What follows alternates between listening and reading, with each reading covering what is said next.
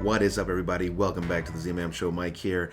Gotta tell you guys, this has been a couple of really crazy episodes. The last one's episodes 2 and 3 of season 11. Sorry I missed last week. I was out on some much-needed vacation time in Florida with the family, but I am back and here to talk about, let's just talk about mainly episode 3 that just showed tonight, The Hunted, as it was called. And damn, are they not kidding? I mean, how crazy is this crew now that is chasing after them? Now, I'll admit, there's been all these little crazy cult groups, that we've gone through throughout all these seasons. And I know some of us are probably fatigued, with some of that, but I'll tell you, this group has got me kind of on edge because these guys come in like freaking ninjas, throwing daggers, ice pigs, ninja stars and everything else. I mean, literally, they are like ninjas, and it is insane. I mean, I honestly always have to say, I've never seen anything like this before, at least hunting our groups.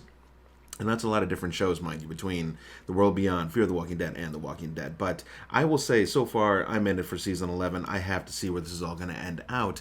And is this just a distraction of what's going on? Because, the Commonwealth should be, it sounds like the main story, but yet, I have to be honest, guys, I'm not really fully sure how they're going to work all this in together. Because, we have Yumiko and Eugene and Ezekiel and Princess all over with the Commonwealth, and it looks like they just gained access after their extensive things. And it was interesting tonight how they were trying to break Eugene down. They knew he was hiding something. I mean, it was pretty clear and obvious, but they wanted him to tell the truth. And since he did mostly tell the truth, they gained access to the Commonwealth. But what does that mean for our friends? And that is a good note to say that Eugene did not give up the colony, and that is good, because we really don't know enough about the Commonwealth yet. I mean, we saw what the CRM, what they were willing to do. They wiped out that entire campus. Now, mind you, this is some years, I believe, into the future, even from where we are from the Walking Dead standpoint, I believe, or somewhere like that.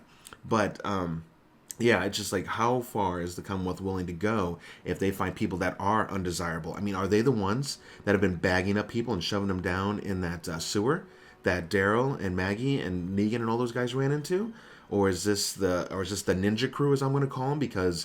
But it seems like they go through too much just to do all that, right? I mean, what would these guys care to bag them and put them all down in there? I mean, they just look too fresh. They were too clean to be down there since the beginning of this apocalypse, or even halfway for that matter. So something else is going on. So I'm really curious on that question, on who put those bodies down there in that sewer system, the rail system.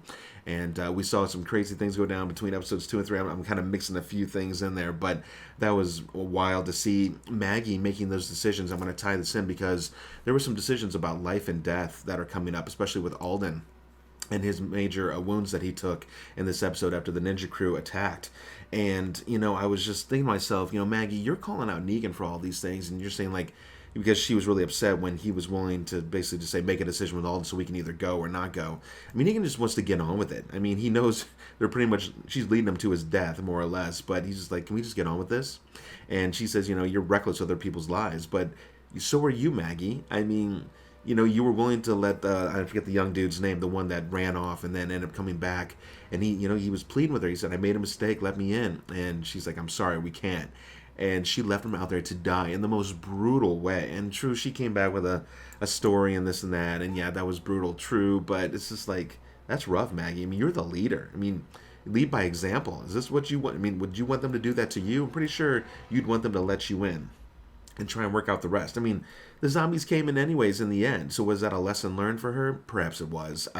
Honestly, I think Maggie is Maggie. She's going to do what she wants to do. She is willing to do anything to protect her son and herself. And by the way, as well a mother should. I mean, that's that selfishness that you're allowed to have. But again, when you're leading a crew of people, if your son trumps everybody else in your group, I don't know. Is that fair? I'd be curious what you all think. I mean, would you have done what Maggie did? Would you have left the young boy outside to be eaten alive? I mean, true, he stabbed himself, but I'm pretty sure he was still semi with it while he was being eaten and taken down there. I don't know, guys. It was pretty rough. What would I do? I think I would have tried to get him in. I mean, he made a mistake. That's an extra body. It's an extra body swinging a knife, swinging a bat, whatever else.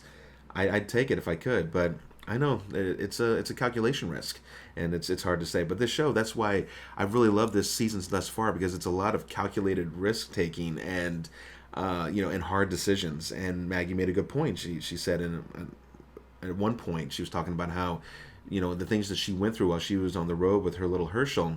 It's easy for her now to make those tough decisions and without her basically flinching. And that's true. I mean, that's how you would survive in the apocalypse. But I don't know, it's all starting to come full head because now you have Alexandria fully starving. You got Carol and them going out looking for horses and whatnot. And tell me that scene wasn't a little bit brutal. I mean, I'm not a huge animal lover, but man, just seeing that horse get taken out like that, I was just like, man, that sucks. But again, when you're starving, I mean, what's the alternative?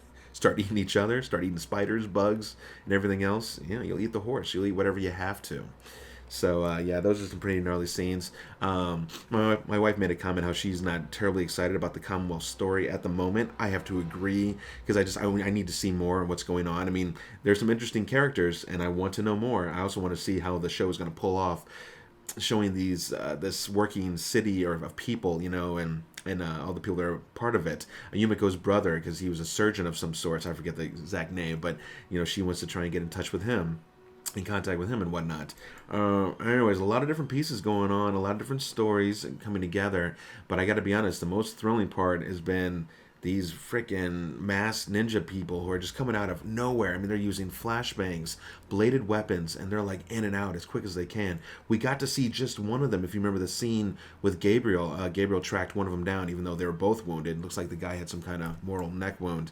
And he's like, oh, thank goodness, will you pray for me? So what's interesting, and they kind of alluded to it, is that are these some kind of, is it like a religious cult or something like that? Because I don't know. From the scenes I saw from the next episode 4, it looks like they have some kind of leader, and he was speaking in some kind of biblical senses and sort of. I'm just kind of wondering what these guys are all about. And again, is there some kind of religious cult following or whatever, and they just happen to be really great with blades and whatnot? I mean, this is stuff that would have to be trained over time to throw blades like they do, and to sneak as they do. It's just pretty wild. So I'd love to know what you guys are thinking about this season. I haven't seen some comments from you guys in a long time. So hey, if you get a chance and you stuck in this far, leave some comments. Let's get some stuff talking about this season. And what do you think is going to go down towards the end? I mean, are we going to see Rick? Is he going to make it back in here? Or did he just kind of trail off with his movies and say, see you later, guys?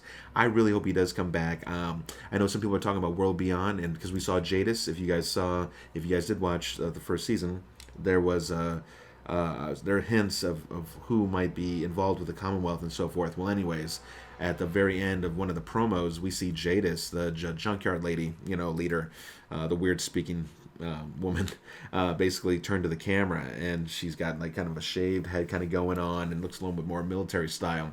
And so I'm really curious to see what that's all about. I mean, Rick would have to be near her, with her, or something like that. So is Rick going to make an appearance in World Beyond? I mean, I'm sure it'd blow the socks off a lot of us. And Lord knows that show needs it because season 1 was just atrocious.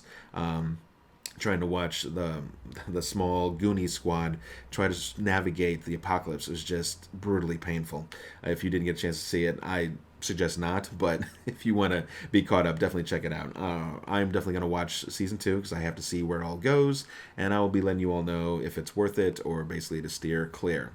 Fear of the Walking Dead is also coming back here in October as well, so I think September 29th I think was World Beyond, and then I think Fear is just a week later, if somewhere around there, maybe 5 or 6 days later.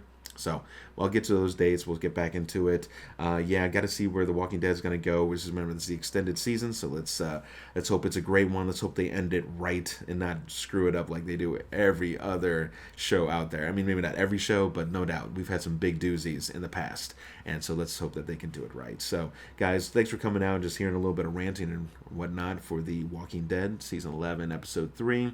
I think we have some really cool storyline going on here.